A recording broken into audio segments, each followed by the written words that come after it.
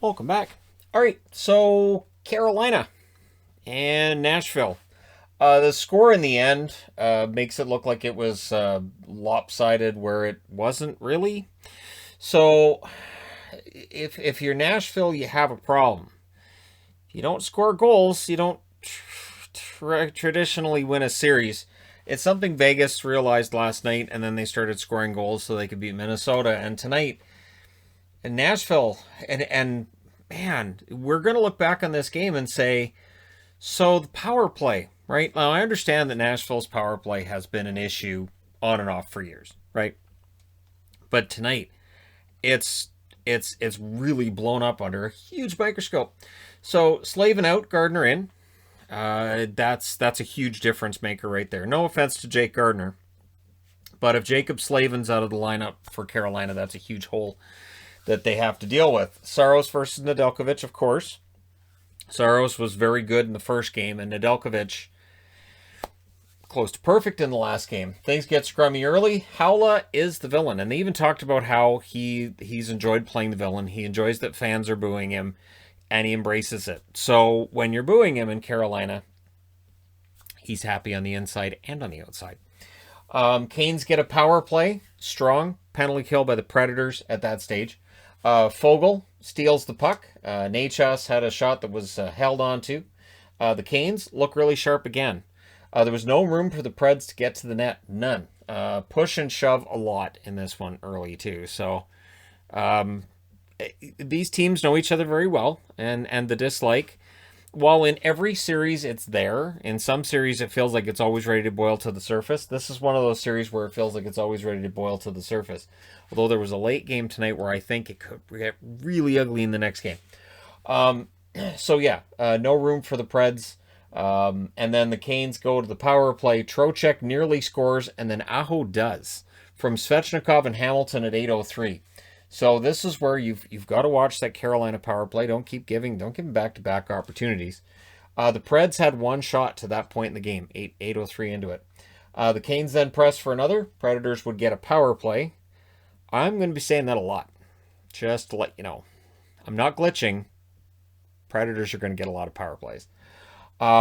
So Shea nearly own goals it on the penalty kill. That was a bold strategy. Canes cleared out. The Predators were offside on re-entry, and the Canes would end up killing it off. So there you go. No harm, no foul.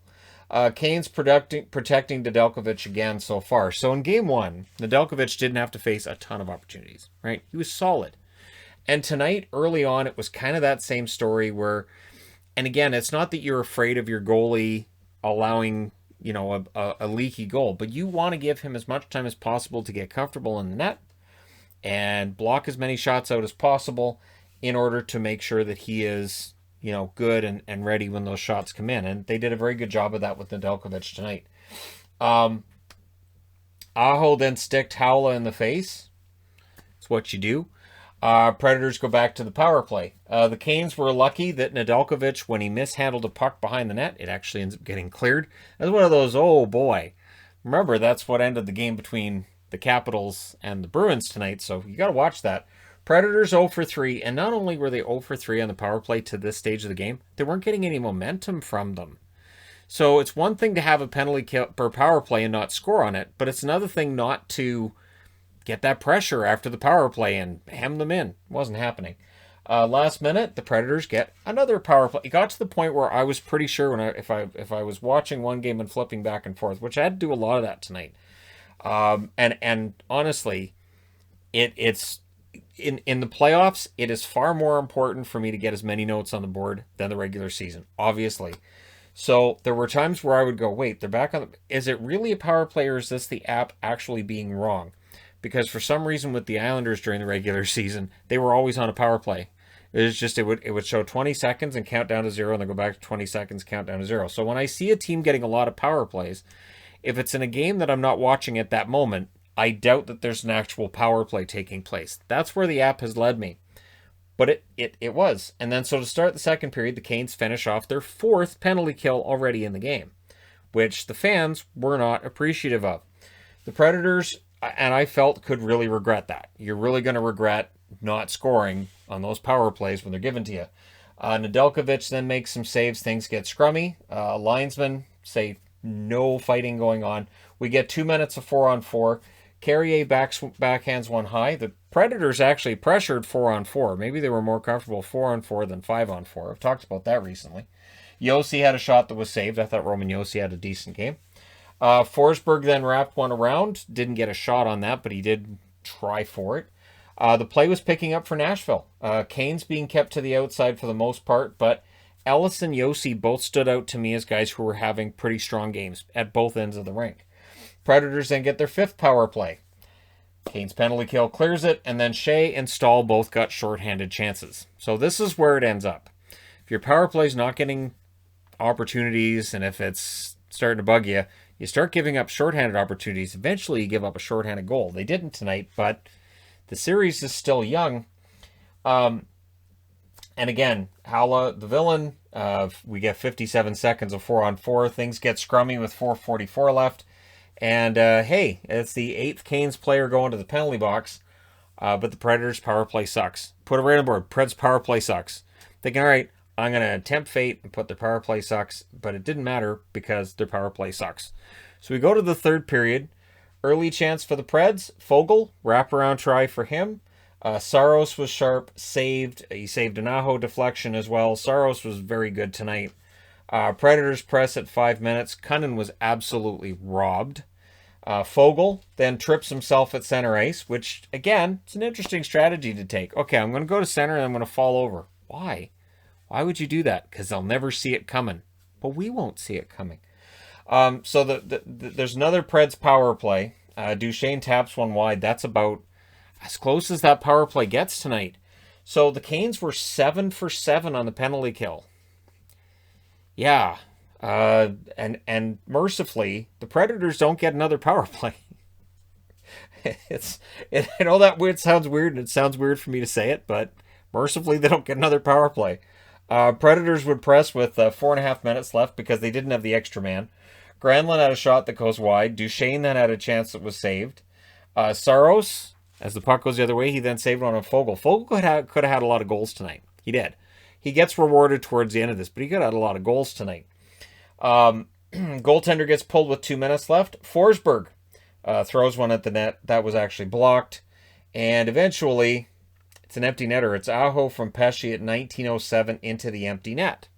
So that makes it 2-0. However, Foegele scores 25 seconds later to make it 3-0 while the goalie's in the net.